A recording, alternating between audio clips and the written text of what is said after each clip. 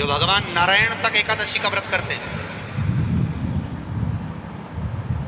सुभद्रा जी को भगवान जगन्नाथ ने, जगदीश ने एकादशी का व्रत कराया था। बद्रीनारायण भगवान को माता लक्ष्मी ने एकादशी का व्रत कराया था। क्यों? चंद्रायण एकादशी व्रत की माता। एकादशी है कौन? तो कहा जिसको व्रत करने पर भगवान नारायण भी जिसका व्रत करते हो, भगवान माता लक्ष्मी जिसका व्रत करती हो, वो एकादशी है कौन?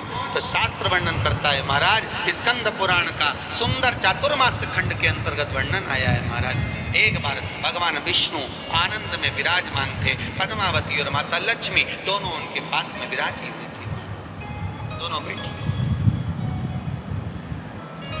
भगवान लक्ष्मी और पद्मावती दोनों बैठी, एक सिर के पास, एक चरण के पास। कुछ समय बाद वहीं पर ब्रह्मदेव का आगमन,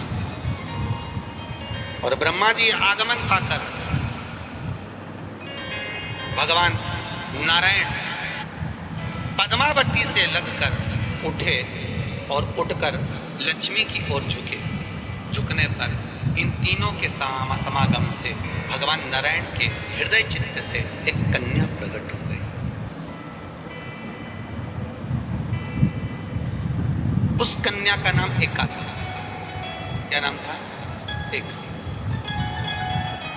अब 10 उसके गुण इतने प्रबल थे, वो 10 गुण उसके बड़े प्रबल थे कि वो एका जिसको निहारती थी उसको संपदावान बनाती थी, जिसको देख लेती थी उसके जीवन में वो आनंद की अनुभूतियां करा देती थी। एका जिस मार्ग से जाती थी उस मार्ग के द्वार खोल देती थी। एका का पुण्य इतना पुण्य प्रकट।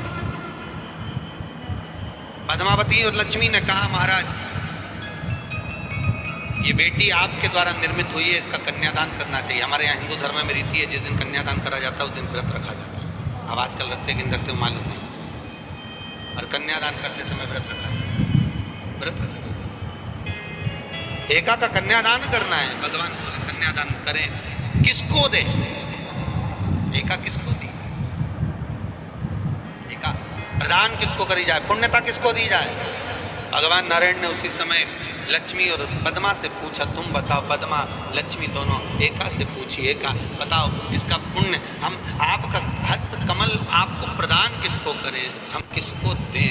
एका कहती है पिताजी, भगवान से कहती है नाथ कृपा करिएगा, मेरे को अगर प्रदान करना चाहती हो, अगर मुझे देना चाहते हो तो एक काम, यदि आप देना चाहते हो तो भगवान एक काम।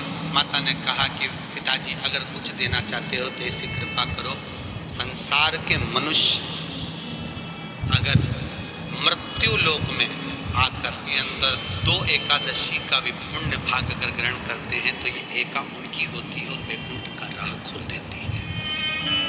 इनके जाने से पहले अगर मैं प्रवेश करती हुई जाऊंगी और इनके मार्ग को सुलभ बनाती हुई जाऊंगी, वो एका 10 गुण के कारण। श्रीमद् वल्लभाचार्य जी ने मायावत का खंडन करा था जगन्नाथपुरी में, और श्रीमद् वल्लभाचार्य जी ने कहा था एकादशी मरने के बाद मत दो, एकादशी जीते जी दो। कहा था कि नहीं कहा था? जीते जी दान करिए। इसलिए जगदीश में, जगन्नाथपुरी में एकादशी उल्टी लटकी हुई है। करें आपने दर्शन? जगदीश में एकादशी को उल्टा लटकाया। क्यों? क्योंकि वल्लभ ने कहा कि एकादशी जीते जी दो। कई पंडितों कहते हैं तुम्हारे दादाजी मर गए, जब 12वें का दिन होता है ना तो पंडित जी संकल्प छुड़ाते हैं, दो एकादशी। बड़े बेटे ने 5 दे दी, छोटी बहू ने 3 दे दी, उसने 2 दे दी, उसने 2 दे दी, तो क्या तुम्हारे दादाजी भिखारी थे जो तुम्हारी एकादशियां लेकर जाएंगे? और तुम कौन होते हो दादाजी को एकादशी देने वाले? तुमने कौन सा इतने पुण्य कर लिए जो तुमने एकादशी दे दी? एकादशी के दान की महत्वता श्रीमद् वल्लभाचार्य जी ने कहा कि कोई व्यक्ति अगर खटिया पर सड़ रहा है, पलंग पर तड़प रहा है, हॉस्पिटल में पड़ा हुआ है, तो निवेदन है कि उसको देखने जाओ तो अपनी करी हुई एकादशी में से 2 एकादशी का दान उसको तुरंत दे दो। क्यों? तो जिससे उसको मोक्ष मिल जाए, मरने के बाद नहीं। क्योंकि मरने के बाद तो वो 10वें के दिन, गरुड़ पुराण में लिखा 10 दिन तक जीवात्मा घर की अटारी पे रहती है। कितने दिन? 10 दिन। 10 दिन के बाद जीवात्मा चली जाती है। कहाँ जाती है? उसको जहाँ जाना है। 3 दिन में उसको भोग भोगना पड़ता है जीवात्मा को। 3 दिन नरक का भोग भोगती है, उसके बाद स्वर्ग का भोग भोगती है। 18 दिन में ये प्रोसेस पूरी हो जाती है। कितने दिन? 18 दिन। 18 दिन के बाद में उस जीवात्मा को धान के खेत में पटका जाता है। किसके खेत में? धान के, चावल के खेत में। इसलिए कहते हैं एकादशी के दिन चावल मत खाओ। कहते कि नहीं कहते? और क्या कहते हैं? द्वादशी के दिन चावल खाना जरूरी है। एकादशी का पालना करना है तो द्वादशी को चावल का एक ग्रास खाओ, तब द्वादशी को चावल खाओगे तो एकादशी लगेगी।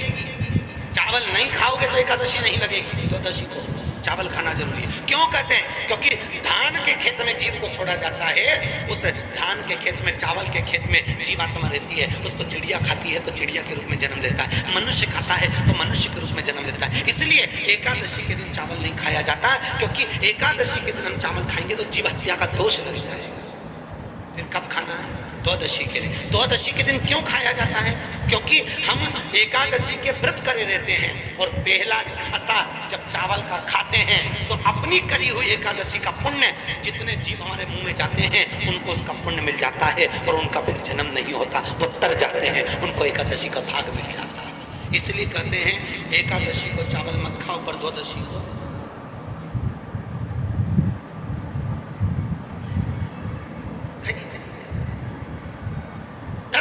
जीवात्मा है। और आपने एकादशी कब जान दी?